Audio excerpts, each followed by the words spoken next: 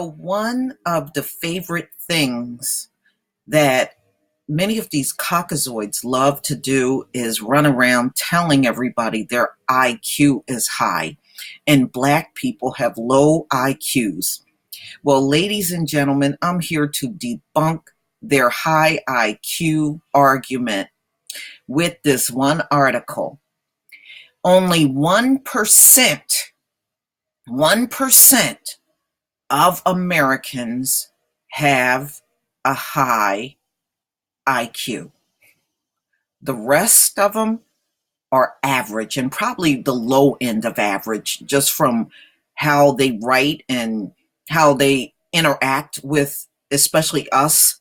I would say they're on the very low end of that average. The smartest 1%, do Americans value intelligence? No, America does not.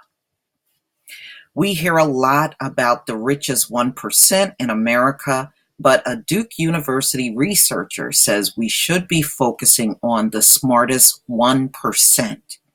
Many of the people who are transforming society, advancing knowledge, and inventing modern culture are in the top 1% in intellectual ability, wrote Jonathan Way, research scientist at Duke's Intelligent Identification Program. Yet, ironically, America undervalues math and spatial skills. It is socially acceptable to be bad at math. And I got another article that talks about how dumb Americans are in comparison to other countries. America is really not up there at all as far as intelligence, but we kind of know this from interacting with certain groups of people that think they're superior. On the Daily Circuit Thursday, Way said the United States need to put more funding in gifted and talented programs for students to help nurture their abilities. If you look at the federal education budget, funding for gifted students is 0.02, which is nothing. So they give nothing for those that are really highly intelligent. Percent of the entire budget, he said. So in terms of investing in our gifted students for public education, it just isn't there. We're basically not funding programs for gifted students, and we're not investing in the future of America. No, they like dumb people here in America. That's how Trump got in office. He's dumb. The attitude towards subjects such as science and math continues into adulthood, says Way. Today, if you go out to a meal with a friend or something like that, you can't calculate the tip correctly. Your friend probably will laugh with you about it. He says if you say, I can't actually read, people will laugh at you and be in horror about that. Today in America, it's okay to be bad at math. As a culture and society, that's not good. That's not a good thing because we need to value math. That was one thing my father was good at, was math, and he was able to pass that down to my brother and I. As a country devaluing education of the scary smart could lead to long-term economic challenges, Way said. An average person scores 100 on an IQ test using the Stanford Binet IQ scale. A score of 137 to 160 is considered top 1% to 0.01% of all scorers. So there ain't no way in hell or high water all of these people running around talking about their IQs are high are telling the truth. Only 1% of the American, or even less than that, they said to 0.01% of all people score on an IQ test that's high is less than 1%.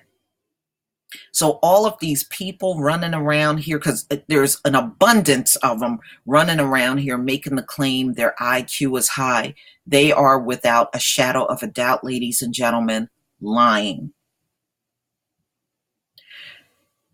It's almost like every one of them are running around with that high IQ line. And when you look at something like this, it's telling you it's not even 1% of the population. It's less than that. So we got a lot of liars running around, ladies and gentlemen, a lot.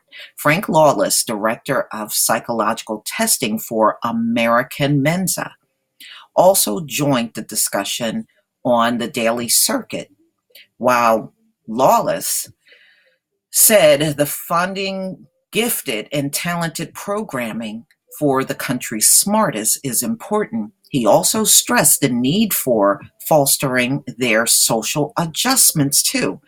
These high IQ kids really do have a tough time socially because they are in the minority. Again, how is it that all of these caucasoids that can't spell on the internet got high IQs? And it says less than 1% of the population have a high IQ. And I can assure you, it's not these people that are calling you a nigger and telling you your IQ is low. It ain't them. They're not part of that percentage. You can best believe that. They often have difficulties with social skills because they're so smart. Their humor is different, their social relationships are different, and they obviously get very involved with abstract ideas that don't particularly agree with their friends and their peers. I would support the notion that we need to give more money in terms of helping these kids adjust to their world. There's a social stigma with being labeled intelligent in this country, demonstrated by the often negative perception of Mensa is an organization of snobs, he said. I'm a member, but I'm almost never comfortable mentioning it to others. Okay, so less than 1%